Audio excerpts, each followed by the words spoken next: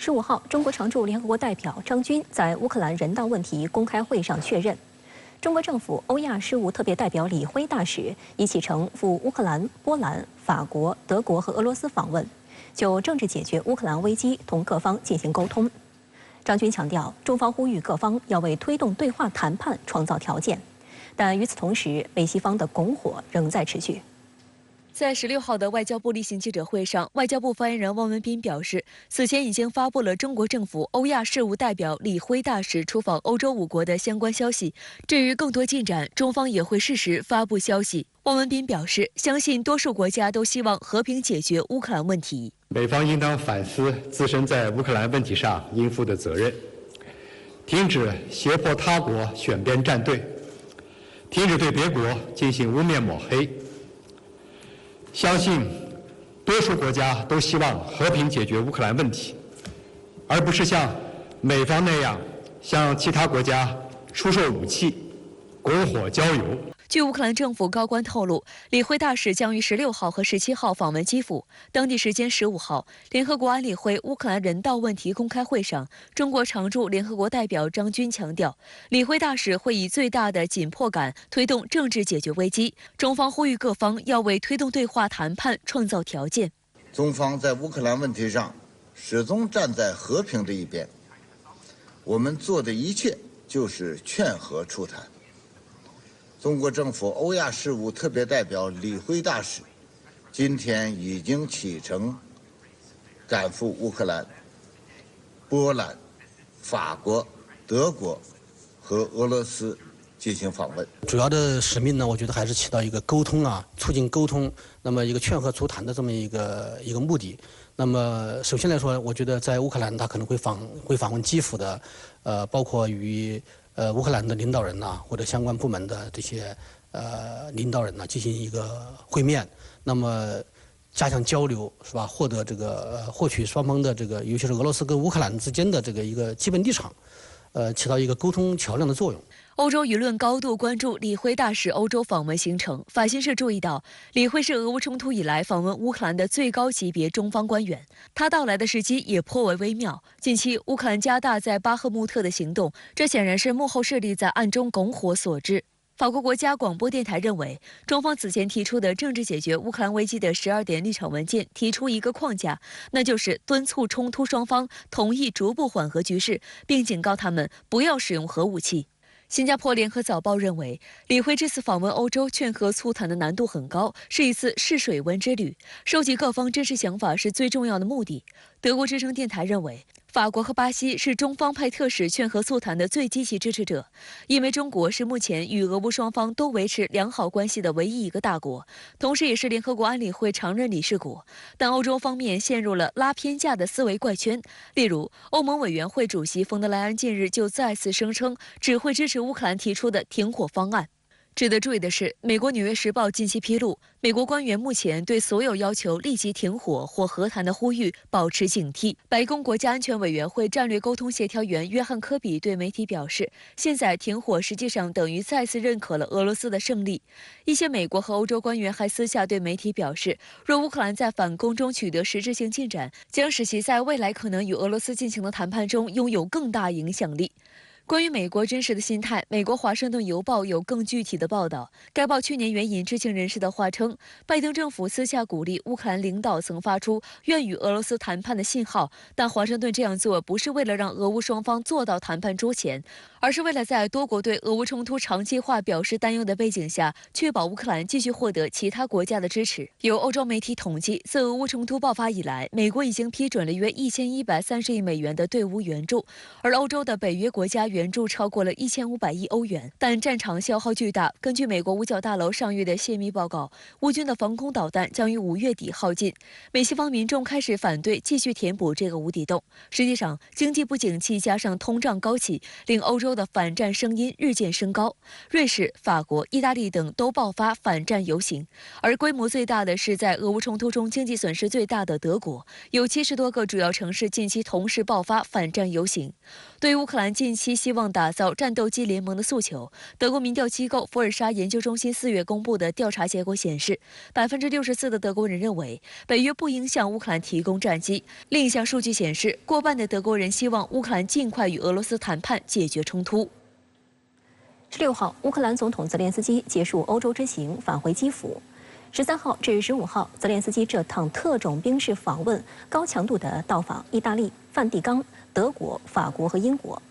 值得注意的是，泽连斯基此次欧洲行，几个国家在为乌克兰提供军援的同时，也都对援助进攻性武器持谨慎态度。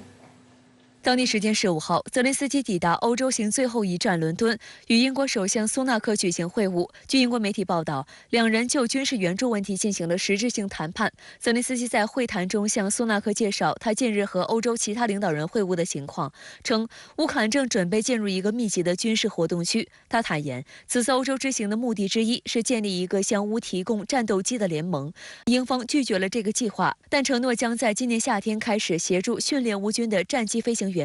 外界注意到，自乌克兰危机升级以来，英国向乌方提供的援助一直都走在西方国家前列。援助内容包括提供坦克、火炮、装甲车以及扫雷和架桥车辆等。援助总价值超过40亿英镑，其中23亿英镑是军事援助。近期，英国带头援助风暴阴影隐身导弹，其打击距离为300千米左右，远超此前北约援乌武器射程不超70公里的红线。外界注意到，泽连斯基此次旋风访问欧洲多国，收获不少承诺。在首站意大利，总理梅洛尼对泽连斯基承诺，意大利将支持乌克兰未来加入北约的任何努力。法国宣布向乌克兰提供一系列新的武器装备，包括防空系统、轻型坦克和燃料等。德国政府则提出了数十年来最大一笔对外军援。不过，对于援乌进攻性武器，这些国家不约而同地展现出犹豫的态度。法国总统马克龙更是在15号接受法国电视一台采访时直言，法国不会对俄罗斯发动战争，也不会向乌克兰提供可以用于攻击俄罗斯领土的武器。目前的这种消耗的这个态势啊，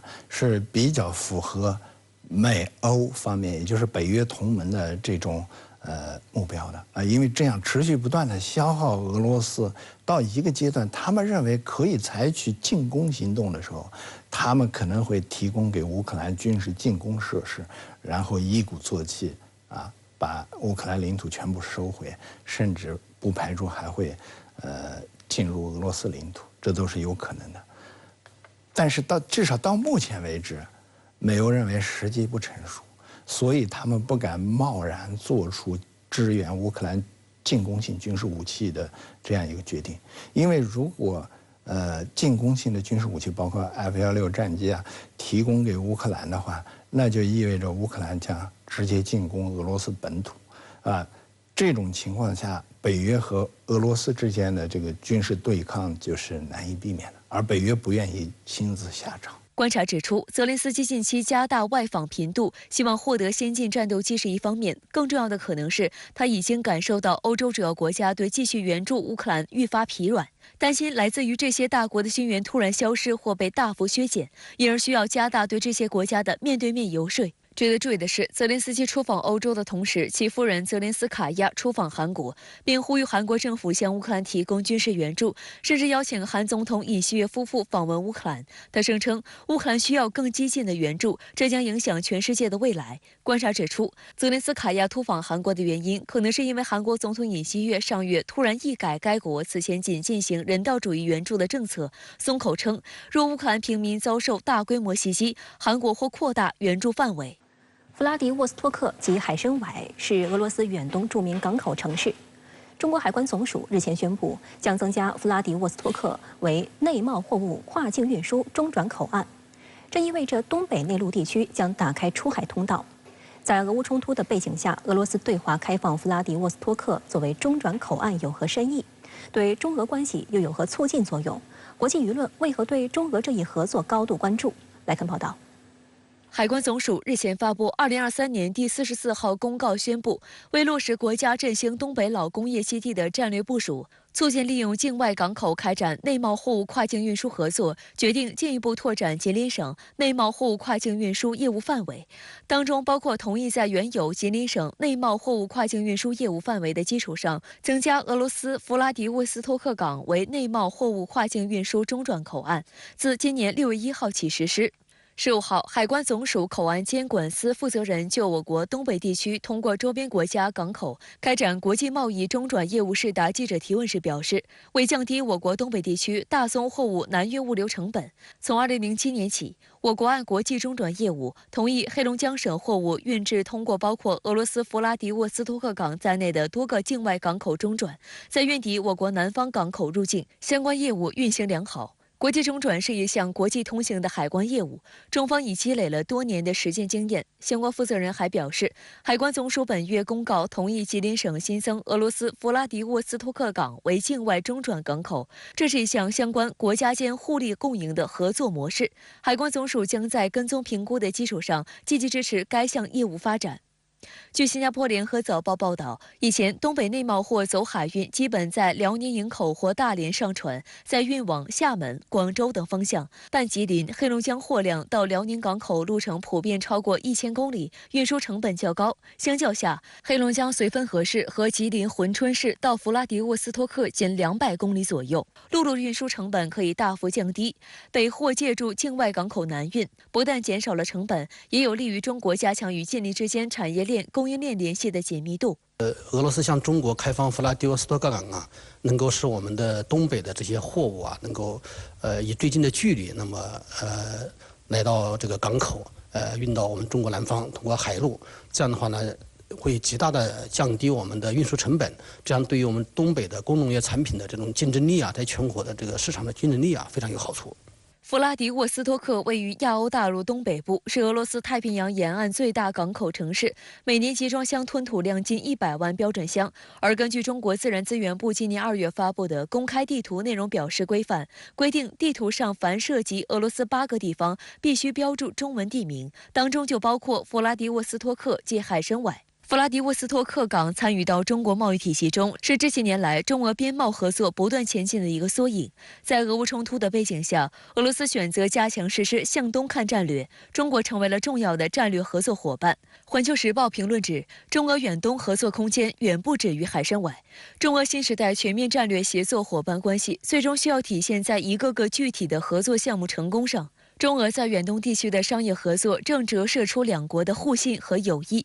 同时也遵循着市场规律。近期，俄罗斯总统普京下令推动俄中新粮食陆路走廊建设，以增加乌拉尔、远东和西伯利亚地区的谷物产量，并增加对中国的出口。有分析指，中俄新粮食陆路走廊的建设不仅有助于刺激俄罗斯的经济，对于中国未来粮食市场的发展和战略储备也具有重要意义。应该说，我们中俄呢，因为是新时代全面战略协作伙伴关系，我们两国关系呢不受外界干扰。那么在这个背景下面，我觉得那么俄罗斯向中国就是开放这个弗拉迪沃斯托克港啊，我觉得包括对中国进一步放开远东地区的合作，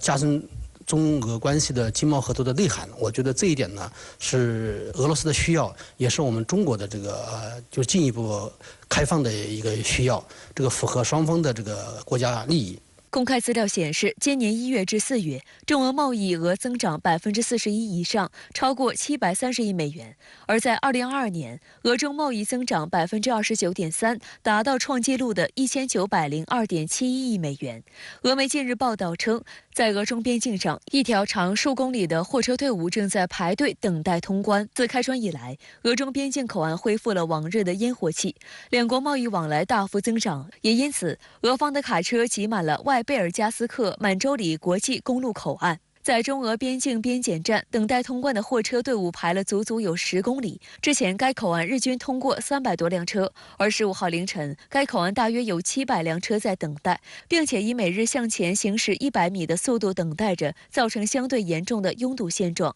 为了解决这一问题，俄罗斯总统普京下令要求加快外贝加尔斯克国际公路口岸车辆通关电子排队系统试点启用步伐。俄联邦海关总署远东局局长拉德金表示，将与中方一同努力。口岸将开启24小时工作制，以便让等待的车辆2天内全部通过口岸。相关话题来连线中国人民大学重阳研究院执行院长王文。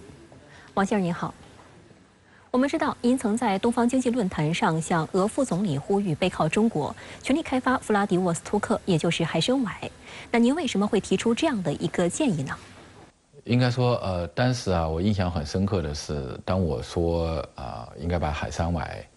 开放，并且尽可能让俄罗斯把海参崴效仿这个中国的香港作为一个开放的自由贸易区的一个港口的时候俄方的很多代表都给予了极其高度的评价。但是在场的不只是俄罗斯的副总理，还有俄罗斯的国际关系学院以及相关这个外交研究的很多这个专家都在场但是那个场景呢至今呢还令我非常难忘。那就是他们犹如听到了一个极其新颖的、从未听到过的这样的一种来自外国的声音和一种大胆的建议。那么实际上呢，过去的几十年这个弗拉迪沃斯托克，我们中国人讲的海参崴，发展远远比我们所设想的要落后得多。在海参崴呢，我停留了4天。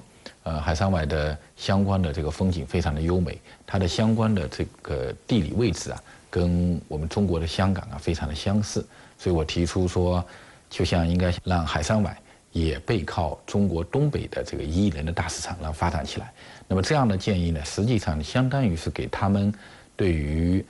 海参崴的未来的发展打开了一扇非常大的窗户。我们知道，您还在俄罗斯知名媒体《生意人报》上发表文章，强调中俄应加强远东合作。那么，在您看来，为什么俄罗斯历史上一直以来在开发远东方面不如预期呢？去年9月份，我在俄罗斯最大的报纸之一《生意人报》上呢，发表了一篇关于远东崛起的文章，也在俄罗斯呢引起了巨大的关注和广泛的这些回应。应该说，远东的潜力远远没有发挥出来。这个主要呢在于3个原因。第一呢，就是俄罗斯呢，它骨子里面呢还是认为呢自己是一个欧洲的国家。他们对于欧洲世界，对于整个西方世界呢，长期以来呢有想挤进去的这样的一种战略的幻想。那么对于远东地区呢，他们的战略的发展意图和步骤呢，并没有跟进。我们从俄罗斯的国土面积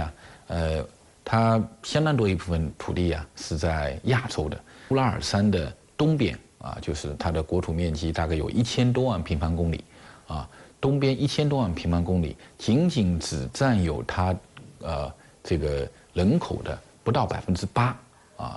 大概只有1000万左右。主要的人口偏西部一些，就新西伯利亚这一带。那么再往东到远东一带到弗拉迪沃斯托克哈巴罗夫斯克勘察加这些地方，人口就非常稀少了。你看，像弗拉迪沃斯托克，也就经常我们讲的海参崴这个地方，仅仅才30到50万人口。第二个原因呢，当然就是环境的原因远东呢气候比较恶劣，所以人口呢就相对的稀少。第三个原因呢，当然就是俄罗斯对于东方国家的合作仍然还没有真正的落实到位。尽管在10几年前，普京就提出了向东看，但是俄罗斯的地方政府呢，对于东方的国家，包括中国、日本、韩国等等合作的落实还不够，所以导致远东的发展潜力还远远没有爆发出来。我们注意到，最近中俄合作大项目不断，除了海参崴打开了吉林省出海口，还有油气管道和粮食通道等。那您怎么看当前与未来中俄关系的走向呢？中俄合作，我想，通常来讲呢，有这么个3个原因吧。第一个原因呢，就是过去的10-20年，历届中俄两国的领导人的共同的努力，使中俄两国的战略互信得到了非常好的夯实。在过去的10年时间，我们中国国家主席习近平呢，先后9次出访俄罗斯。那么俄罗斯的总统普京呢，也是多次的出访中国。那么两国国家领导人呢，曾经有40次左右的见面会谈，这个播种下了非常深厚的高层的友谊。那么第二个原因呢，就是中俄之间的资源能源贸易经济是相当互补的。中国有的俄罗斯没有，俄罗斯有的中国没有，所以两国之间的这种合作是共赢的。第三呢，当然就是当前的这种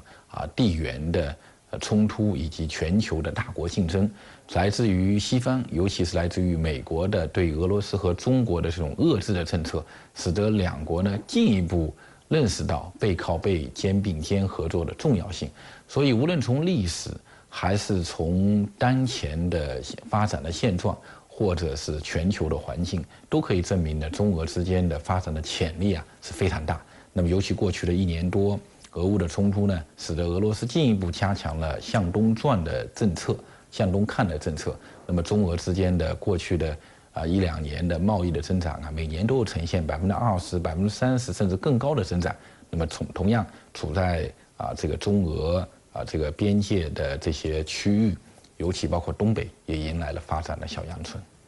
好的，谢谢王先生在线与我们分享您的观点，谢谢。国务委员兼国防部长李尚福16号下午在北京与日本防卫大臣冰田敬一首次使用中日防务部门海空联络机制直通电话进行通话，就两国和两国防务关系交换了意见。直通电话的建成和启用对于加强双方海空危机管控能力有何重要意义？来看报道。国防部16号发布消息，当天下午，国务委员兼国防部长李尚福在北京与日本防卫大臣冰田敬一首次使用中日防务部门海空联络机制直通电话进行通话，就两国和两国防务关系交换了意见。直通电话的建成和启用是落实两国领导人重要共识的实际举措，将有效充实两国防务部门沟通渠道，加强双方海空危机管控能力，有利于进一步维护地区和平稳定。那么中日之间，特别是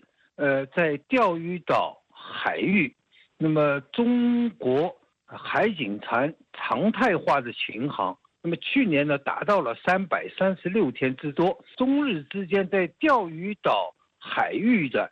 紧张的一种态势呢，其实是一直持续着。所以在这种情况之下，那么建立海空联络机制，那么对于有效的防止可能发生的比如说船与船的碰撞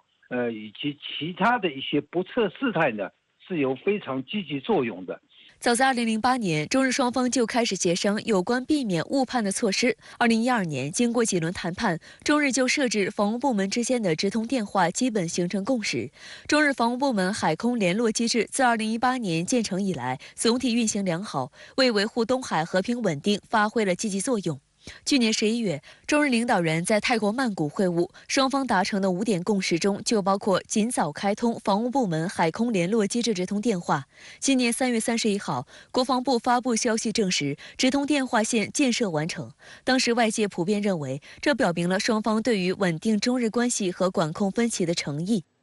5月19号至21号，7国集团峰会将在日本广岛举行。与去年相似，乌克兰危机将成为会谈主要议题之一。与此同时，全球经济涉华议题也将成为峰会重要聚焦。日本首相岸田文雄甚至在会前点名中俄，称不允许凭借实力单方面改变现状。对此，外交部回应称，作为此次7国集团峰会的东道国，日方沉迷于挑动和制造阵营对抗，损害地区利益，中方对此坚决反对。今年的G7峰会花落日本，岸田文雄政府为此煞费苦心。作为土生土长的广岛人，岸田特意把峰会地点选在自己的家乡，并将无核武世界作为峰会重要主题，拟安排集中讨论核裁军与核不扩散。据日本共同社报道，有多名外交人士近日透露了本次G7峰会日程的大致安排。根据正在协调的日程，19号的峰会首日，日本首相岸田文雄将在广岛和平纪念公园迎接各国领导人，然后向核爆慰灵碑献花，并参观核爆资料馆。之后，7国领导人将参加开幕部分会议，以全球经济、乌克兰局势和印太等地区局势为主题展开讨论。20号拟磋商强化半导体供应链等经济安全，然后与与受邀国一同举行粮食、公共卫生、开发援助、性别和气候变化2个部分的讨论。21号预计将召开以构建和平为主题的扩大会议。广岛呢是在2战期间受到原子弹攻击的一个地方。那么岸田现在呢想利用这个所谓的这个原子弹的攻击的受害者的这个身份，那么来体现所谓的他要追求的这个无核的这种和平的世界。但这里面很有意思的就是它恰恰相反是形成了一个扭曲的一个状态呢。日本方面一方面宣传这是日本是核武器的受害者，但同时他并没有探究为什么日本会受到核武器的攻击。显然因为日本在2战期间对外进行侵略，而导致造成非常大的人间的悲剧。因此呢，在这点上呢，日本方面并没有谈到这方面的问题，也就没有做好很好的历史上的反思。本次峰会召开之际，国际社会正面临全新形势，外界预期本次G7峰会将聚焦几方面议题，包括乌克兰危机、全球性问题、涉华问题等。围绕涉华问题，有日媒引述消息人士称，日本和美国欲将经济安全作为峰会主要议题之一。除了联合声明外，峰会可能会罕见推出带有指向性、反对所谓经济胁迫的附属文件，包括成员国将在半导体、重要矿产和农产品上摆脱对华、对俄依赖机制等。日本首相岸田文雄15号在接受媒体采访时，更是点名中俄，称不允许凭借实力单方面改变现状，并表示本次G7峰会将就此向国际社会发出强烈信号。针对岸田文雄15号抹黑中国凭借实力单方面改变现状的言论，发言人汪文斌在今天的外交部记者会上予以严厉驳斥。我们注意到汪文斌列举了日本国内一些势力美化侵略历史、为军国主义招魂翻案、鼓吹台湾有事就是日本有事等荒谬言行，点出真正企图单方面改变现状的恰恰是日方本身。日方老调重弹，不遗余力抹黑邻国，不法以此掩盖自身单方面改变现状的企图。波茨坦公告、开罗宣言等国际法律文件构成战后国际秩序的组成法、国际法基础。这些文件都写明，台湾回归中国是2战后国际秩序的组成部分。然而，一段时间以来，日本国内一些势力极力美化侵略历史，为军国主义招魂翻案，甚至鼓噪台湾有事就是日本有事，这不就是在企图改变现状吗？而就在岸田政府对峰会寄予厚望之际，美国总统拜登上周曾暗示，可能因为债务上限危机取消访日行程，改以线上方式参会。所幸白宫最终确认拜登将于17号启程访日，化解了外界关于G7团结降温的担忧。不过，有分析认为，就算美国最终参会，也不代表G7的影响力能有多大。当今世界很多全球事务并非G7所能决定，这不仅是因为G7在全球经济中所占份额下降，影响力和实力不能同日而语，也是因为随着新兴经济体的崛起，G7不能一手遮天。内部分歧上，欧美不是铁板一块。美国想把G7打造为加强对华战略竞争、与欧洲制定共同经济政策的工具和抓手，但一些欧洲国家仍想谋求战略自主，减少对外依赖。因此，美国想利用G7平台，不可能一呼百应。此外，日方还邀请多位非G7领导人以观察员身份出席峰会，包括澳大利亚总理、印度总理、巴西总统、韩国总统以及越南、印尼、科摩罗和库克群岛的领导人等。本次峰会期间将举行多场扩大会议，其中韩国总统尹锡悦格外引人注目。根据安排，他不仅将与美日领导人举行3边会谈，还将与岸田文雄一同造访韩国人核爆遇难者慰灵碑。韩国文化日报15号报道称，此次G7峰会将享有共同价值观国家的战略联合和合作作为核心议题，这与尹锡悦一直宣扬的理念相同。加之韩国以缓和与日本的关系，韩国国内对成为G8的期待不断高涨。韩国可能加入G7的说法始自2020年，时任美国总统特朗普宣称，目前G7已落后时代，可以将韩国、澳大利亚、印度等纳入该框架。但针对韩国加入G7的可能性，日本首相岸田文雄11号在与韩国中央日报前社长洪熙炫对答中表示，目前G7成员之间从未讨论扩容问题，也不存在美国赞成韩国加入G7而日本反对的问题。韩国媒体 News1 报道称，岸田文雄没表示欢迎韩国加入G7的意思，也未表示会推动此事。但有日媒称，由于日本现在是G7中唯一的亚洲成员，因此并不希望韩国进来掺和。对日本来说呢，它一直有一个非常明确的战略野心，包括经济上的野心，就是要在东亚、在亚洲发挥主导的作用，甚至于是代表亚洲的经济体在西方国家里面进行博弈。所以从这个角度来说呢，日本并不希望另外一个亚洲国家加入到 G7这个组织里边去的。这就是为什么过去一段时间日本一直在发挥一个阻挠的作用啊，不愿意讨论在 G7峰会上，不愿意讨论扩容，也不愿意讨论像韩国这样的国家加入进去。相关话题来连线特约评论员陈冰。陈先生您好。在韩国和日本关系大幅改善后，韩国期盼加入七国集团，但日方却泼冷水，说没有相关的讨论。那您怎么看日韩关系？他们究竟能走多近呢？日韩关系呢，今年大幅改善。韩国不仅替日本赔偿韩国劳工的二战受害补偿金，而且尹锡悦要让二战历史反思呢翻篇，这引发了很多韩国人、朝鲜人和亚洲人的反感。可以说这个日韩呢走近，日本占了大便宜，而韩国呢则有点让人看不起。如果不是鄙视的话，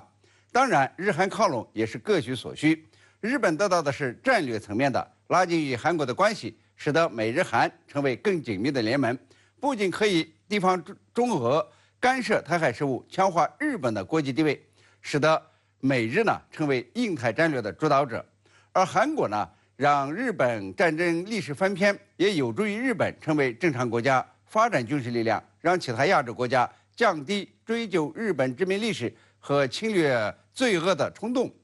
而韩国得到的呢，则是战术层面的，一呢是和美日一道应对朝鲜核威慑，二是在经贸上合作。韩国呢经济它已经跌出了全球前10，需要和日本搞好关系，在半导体、电池、电动汽车等领域建立稳定的供应链。日韩靠拢最大的变化实际上是双方的地位发生了变化。以前呢是平起平坐的两国，现在韩国呢则沦为日本的小兄弟。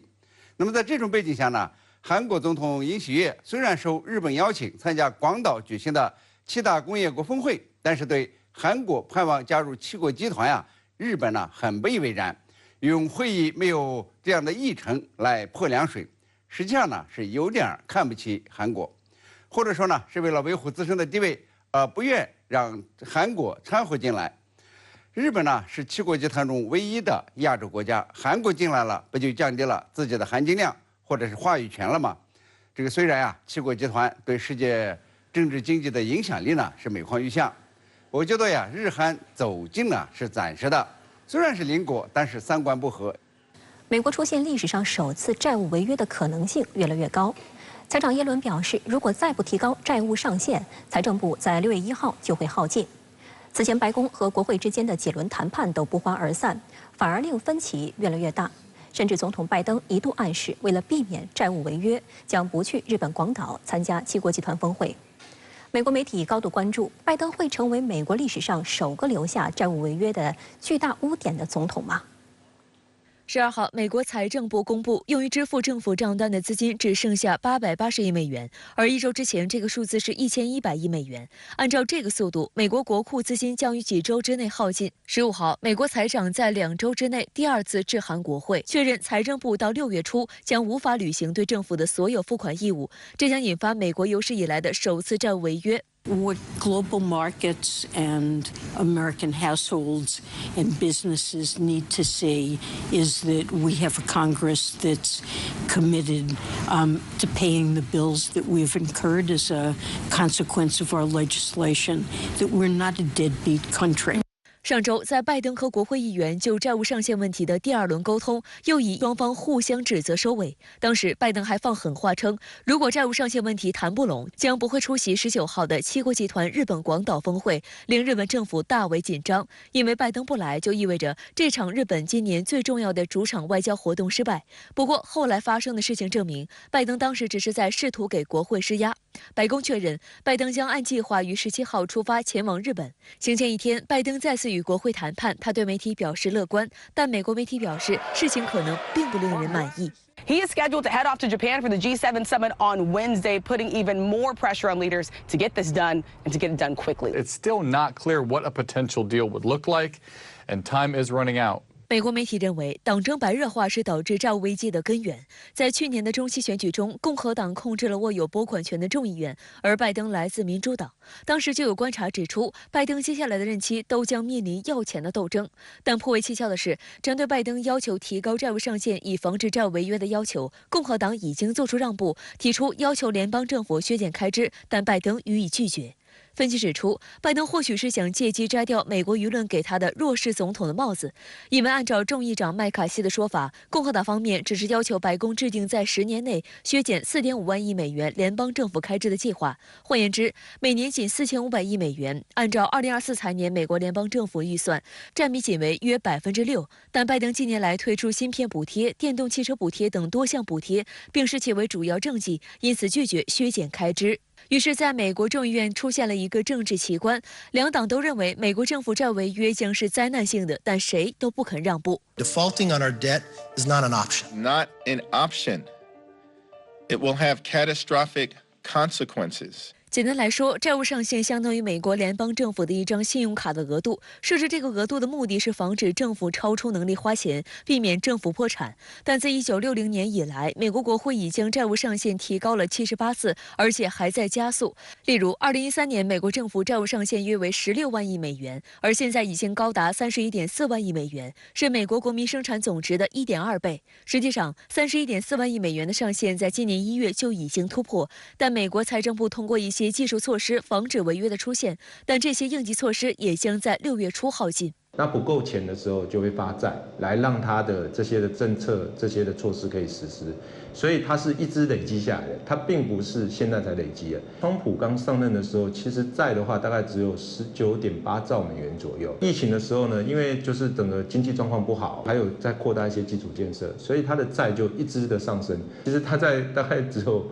6-7年的时间，其实它就从20兆到30兆。美国金融体系消化了约70%的美债，被很多银行视为盈利的兜底保障。美国消费者金融保护局局长罗希特·乔普拉表示，美国国债此前一直被视为无风险资产，利率保持低水平，是各种信贷形式的关键基准。一旦违约，将导致借款成本飙升，包括信用卡、汽车贷款和抵押贷款的利率都将飙升，因为政府账单届时将无法支付或延迟支付。美国政府债违约将严重打击经济。白宫经济顾问委员会的分析预计，即使是在避免违约的边缘假设下，也会导致20万个工作岗位消失 ，GDP 下降0.3个百分点。短暂的违约将使美国经济损失50万个工作岗位，长达数周的长期违约将使国内生产总值下降6.1%，并导致数万家企业和约830万个工作岗位流失。股市预计将跌去1半，失业率将飙升5个百分点。协商是一定会想办法去协商大家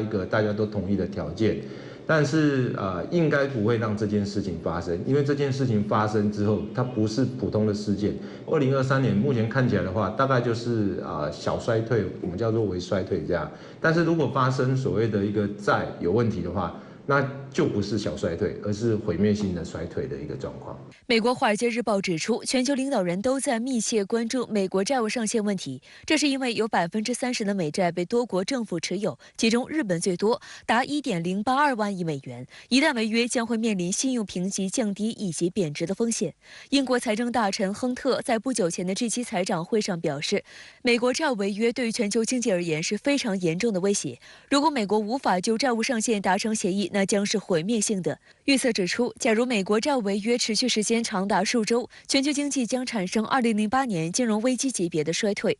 外界不看好拜登能与麦卡锡迅速谈妥提升债务上限问题。事实上，美国政府债务上限也不可能一直提高下去。外界对美债的信心也在下降。统计显示，甚至连美国最铁杆的盟友日本和以色列等国也纷纷狂抛美债，而沙特的美债持仓相比2020年大幅缩减了40%。不管从消费，不管从政府的信任程度，再到这些的相关的银行，所以这些的全部都会导致你整个的经济会产生一个比较毁灭性的一个状况。主要大家都用美国做通俗的一个货币嘛，另外美债，每一个大国都买非常多的美债，影响层面就不只是美国，它会影响到整个全球。我们认为是希望不要发生，如果一发生的话，那大家就要准备过苦日子了。